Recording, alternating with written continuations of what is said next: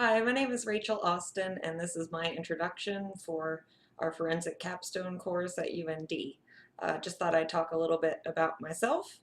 Um, I have a background in sociology as well as psychology. In undergrad, I earned dual degrees in both disciplines.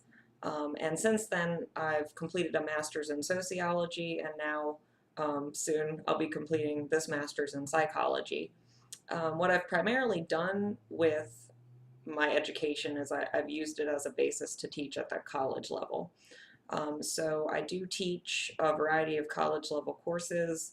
Um, I call myself an independent scholar, which is really just a fancy way of saying that I'm an overworked adjunct on a rotating basis. So I actually work for 5 different colleges, anywhere from community colleges to universities. And I have a combination of online and face-to-face courses that I work out kind of continuously on a rotating schedule with those 5 institutions. So as of yet, I've been teaching sociology only, though after this degree is completed, I will be teaching psychology as well. So for most institutions, those two disciplines are housed within the same department of behavioral sciences. So that will help me in being able to expand what I can offer as far as my teaching services to the institutions. And it will help me get a little more practice in thinking on my feet about psychology, which I've not done up until recently in quite some time. So academically, I do stay engaged mostly on the sociology end right now, but after I get this degree, hopefully we'll get involved a little bit more in the academic realm of psychology. So I go to annual conferences. I went to the APLS conference actually for the first time in Seattle a few months back, and that was great. I enjoy going to conferences. I often do submit work to present at conferences. I do publish a little bit.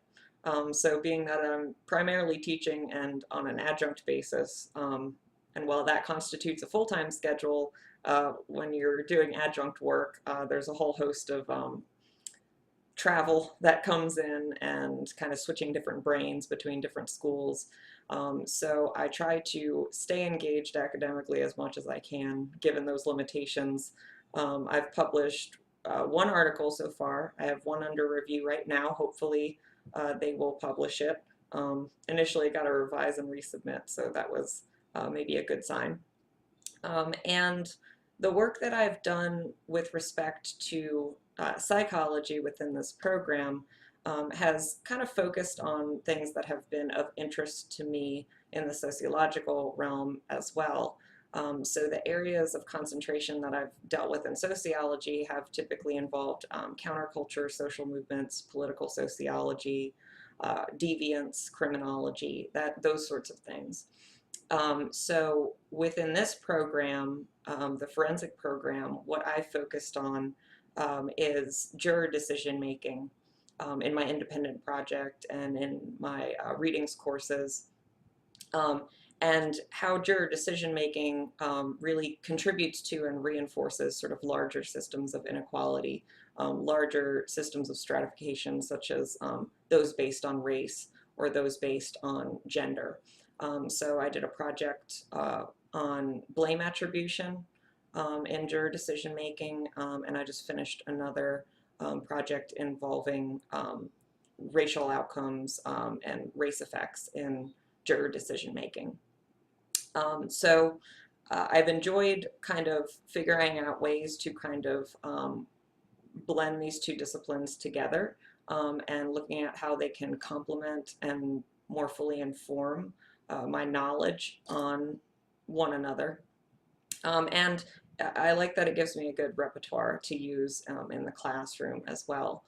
So what I'm taking out of this degree program is primarily to take this into the classroom and help my students develop a fuller understanding of how psychology impacts larger systems within our society, specifically the court system, the criminal justice system.